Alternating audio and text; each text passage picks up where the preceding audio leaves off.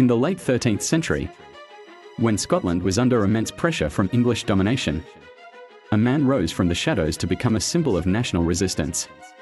His name was William Wallace, and while Hollywood immortalized him in Braveheart, the real story of his life is both more inspiring and far more tragic. Born around 1270 in Elderslie, Renfrewshire, though some argue he was born in Ellerslie in Ayrshire, Wallace was not of noble birth in the traditional sense, but he came from a minor landowning family.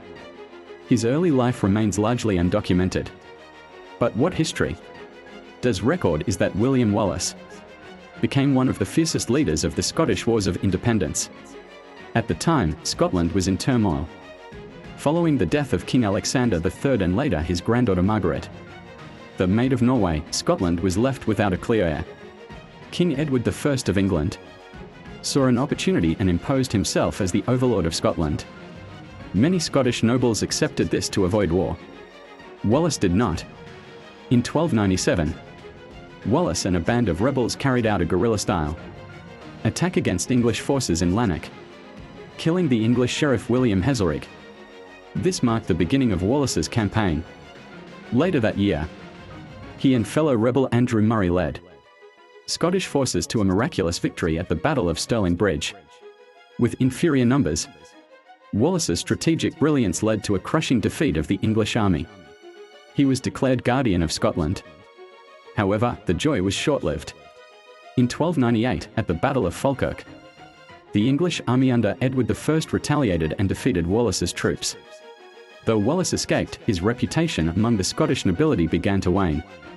After Falkirk, Wallace resigned as Guardian but continued fighting as a freedom fighter. For nearly 7 years, he evaded capture, traveling across Scotland and possibly even abroad to seek support. In 1305, Wallace was finally betrayed by a Scottish knight, John de Menteith, who handed him over to English forces near Glasgow. He was taken to London and put on trial for treason. Wallace boldly declared he had never sworn allegiance to the English crown and therefore could not be a traitor. His trial was swift and the sentence severe. He was to be hanged, drawn, and quartered. On August 23, 1305, William Wallace was stripped naked and dragged through the streets of London. First, he was hanged but released while still alive. Then, he was disemboweled and emasculated, his organs burned before him. Finally, he was beheaded and his body was cut into 4 parts. His head was displayed on London Bridge, and his limbs were sent to Newcastle, Berwick, Stirling, and Perth to warn others. This brutal punishment was not just an execution. It was a performance meant to crush Scottish hopes. But it did the opposite. Far from being forgotten, Wallace's death galvanized the spirit of Scottish nationalism. Less than a decade later, Robert the Bruce would lead Scotland to independence at the Battle of Bannockburn. In 1314, Wallace's legacy lived on as the heart of that struggle. Today, William Wallace is remembered not just as a military leader, but as a national icon who stood against tyranny.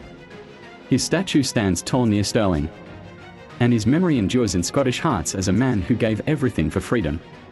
Important note, this content has been written in alignment with YouTube's content policies. It avoids glorification of violence, hate speech, or political bias. The historical facts are based on recorded accounts and presented with full respect for all parties.